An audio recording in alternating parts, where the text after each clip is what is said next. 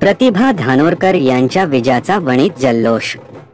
वणी चंद्रपूर लोकसभा मतदारसंघात महाविकास आघाडीच्या प्रतिभा धानोरकर विजयी झाल्या। त्यांनी सुधीर मुनगंटीवार यांचा पराभव करत मोठ्या विजयाची नोंद केली।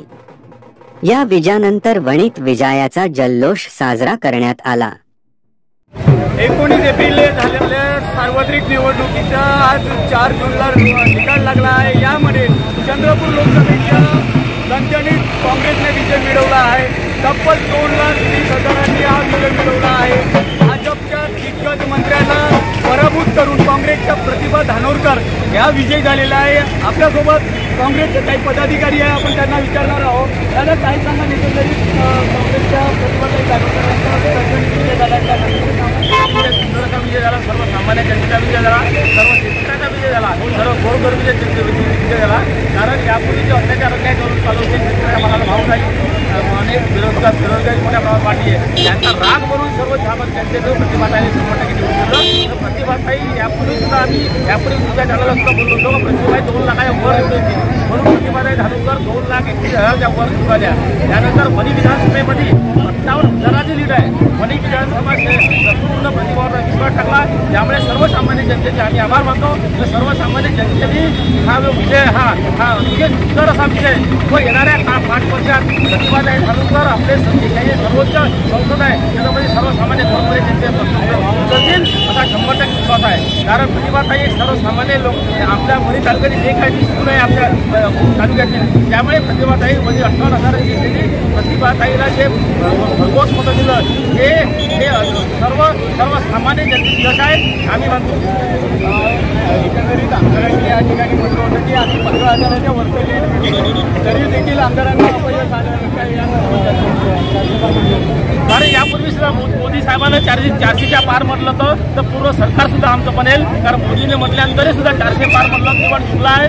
त्यामुळे यापूर्वी सुद्धा हे मतदारसंघानं विश्वास टाकला, हा विश्वास 100% कायम राहतील। येणाऱ्या विधानसभेत सुद्धा कमीत कमी 58,000 लीड आहे, त्याच्यामुळे 60 ते 70,000 लीड राहील असं आजपासून अंदाज भरतो। कारण लोकांमध्ये प्रचंड कीड आहे, कारण लोकांना लोकशाही नाही तर हुकुमशाही। कारण लोकशाहीने जिओर जिने दो, तुम्ही जर अत्याचार अन्याय करत असाल ते लोकांना मान्य नाही, तर तुम्ही अत्याचार अन्याय करून जर लोकांना त्रास देत असाल, कारण जनतेचा विश्वास हा महत्वाचा आहे। कारण जनता हे राजा आहे, जनता हे मतदार हे राजा आहे। आपण राजाप्रमाणे राजाचा सन्मान केला पाहिजे। पदाधिकारी हा सेवक आहे, सेवकांनी आपले काम केलं पाहिजे, परंतु मतदाराला एक सेवक बनवलं तर आपले पदाधिकारी हे राजा बनले। या भविष्यात येणाऱ्या लोकशाहीमध्ये असं चालत नाही, म्हणून मतदार हा राजा केंद्रबिंदू ठेवूनच काम केलं पाहिजे व जनतेचं काम होईल तरच होईल। लोक एकदा बोलल, 2दा बोलल पण 3दा बोलत नाही, म्हणून नक्कीच लोक एकदा बोलन, 2दा बोलन, मात्र 3ऱ्यांदा बोलत नाही। दादा काय सांगाल, प्रतिभाताईचा विजय झाला आहे? प्रतिभाताईचा हा जनतेचा विजय आहे। आपण पाहलात ग्रामीण भागात भरघोस मतं मिळाली आहे। भविष्य एवढी लीड प्रतिभाताईला ग्रामीण भागातून मिळाली आहे आणि शेतकऱ्यांनी हा निवडणूक हातात घेतलेली आहे।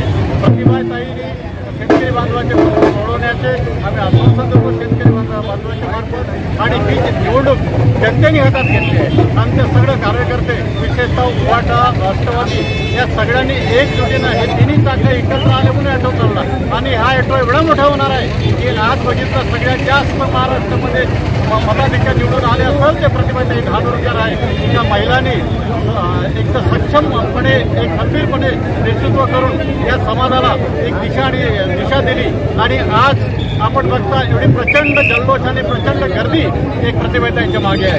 आणि आज पंजाबमध्ये बघितलं असता शेतकऱ्यांच्या विरुद्ध जे अत्याचार झाले हे शेतकऱ्यांनी पाहिले, आणि ते पाहिल्यामुळेच आज भरघोस मतं दिले। मात्र या चंद्रपूर लोकसभा हे भाजपचा गड मानला जात होता। या ठिकाणी काँग्रेसने 2दा या ठिकाणी भाजपला पराभूत केला, आणि तेही दिग्गज मंत्र्यांना काय सांगण्याचं याविषयी असं आहे की कोणाला दिग्गज म्हणता नाही। आज मोदीची 10,300 मतांना पिछाडीवर होते, त्यांनी आमच्या युवक काँग्रेसचे जे कार्यकर्ते त्यांनी सांगितलं की स्वच्छ गंगा करतो, पण तिथं पाहिलं तर अगदी असं घाणीचं साम्राज्य पसरलं होतं। नुसतं बोलून काही होत नाही, जुमल्याने काही होत नाही। 15 लाख देतो पण 15 लाख दिले नाही, हे खोटे बोलू मोदींनी या जनतेला फसवलं आहे, आणि ह्या त्यांच्या वक्तव्यामुळे हे सगळं आज घडलेलं आहे। नक्कीच मोदींच्या या फसव्या धोरणामुळे आज सगळं घडलेलं आहे.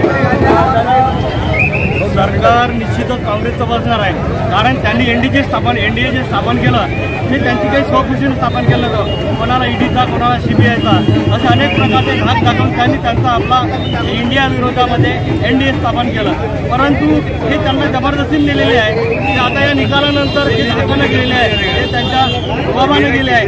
ते त्या लोकांना लक्षात येईल का बा आता यांचा रुबाब खतम झालेला आहे, आता ते सुद्धा जे गेलेले लोक परत आपल्या काँग्रेस पक्षात येईल आणि आमचा भक्कमपणे सरकार स्थापन होईल याच्यात शंका नाही. मात्र आता जी काँग्रेसची आणि महाविकास आघाडीची पुढील रणनीती कशा पद्धतीची असणार आहे या संदर्भामध्ये आमचे ज्येष्ठ नेते पवार साहेब, राहुलजी गांधी आणि सभा घटक पक्षातील प्रमुख नेते त्यामुळे लागले आहे.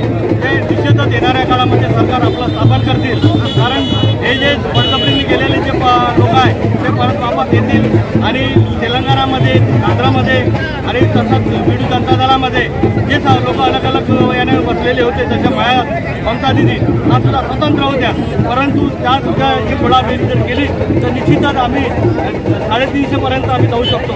तर यांना जर यांनी म्हटलं तर 400 पार ते नावणार 400 पार नाही, पण 300 पार तर आम्ही होऊ, याच्यात काही शंका नाही. नक्कीच जनतेने घेतलेल्या निवडणुकीमध्ये 300 पार आम्ही होऊ आणि काँग्रेसची सरकार स्थापन करू असा विश्वास काँग्रेस कार्यकर्त्यांनी यावेळी व्यक्त केला आहे. न्यूज वणी.